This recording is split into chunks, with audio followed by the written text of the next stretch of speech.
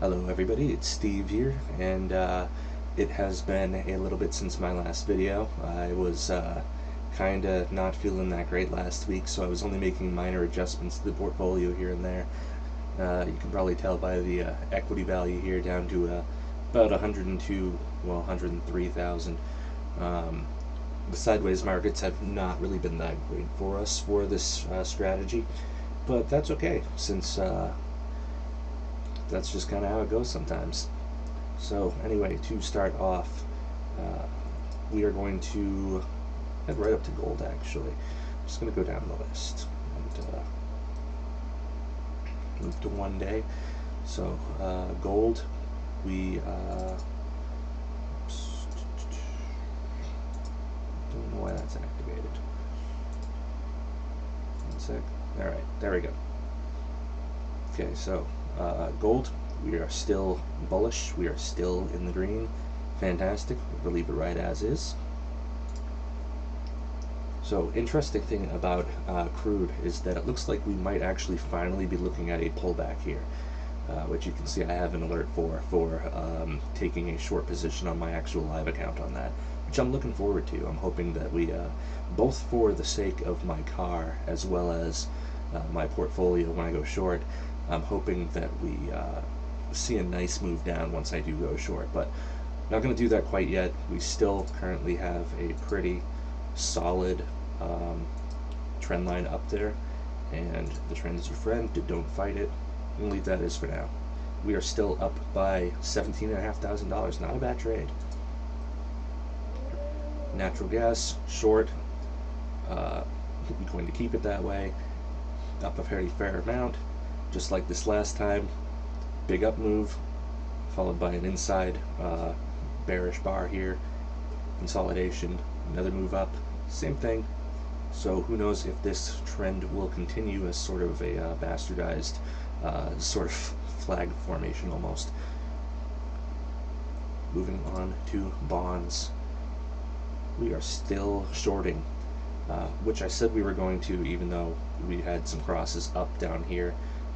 Considering we kept hitting the ceiling here, that was a good move to make, to just keep it short as we were.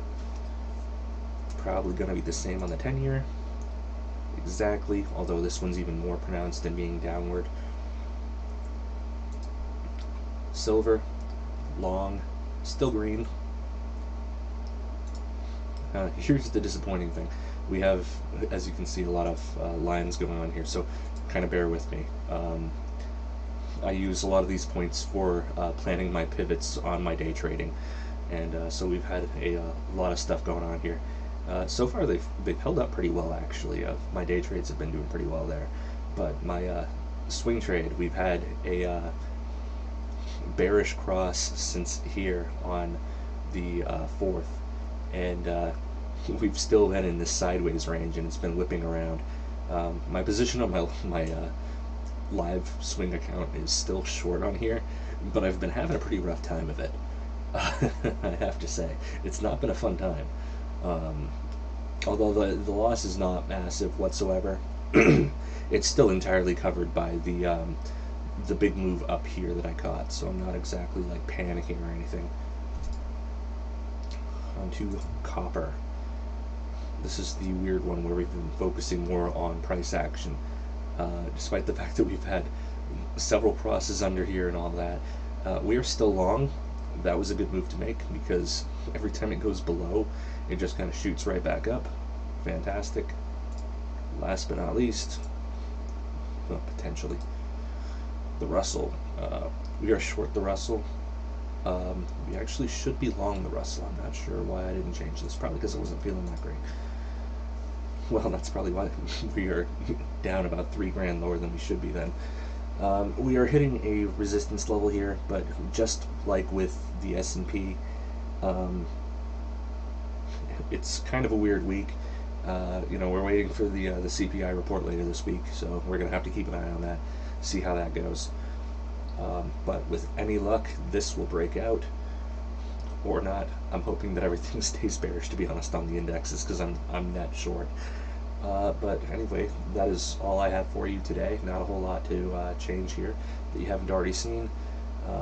I'm focused on other things for the most part, and I'm not streaming any day trading at the moment, so I got nothing to really say about that. So, best of luck, stay solvent.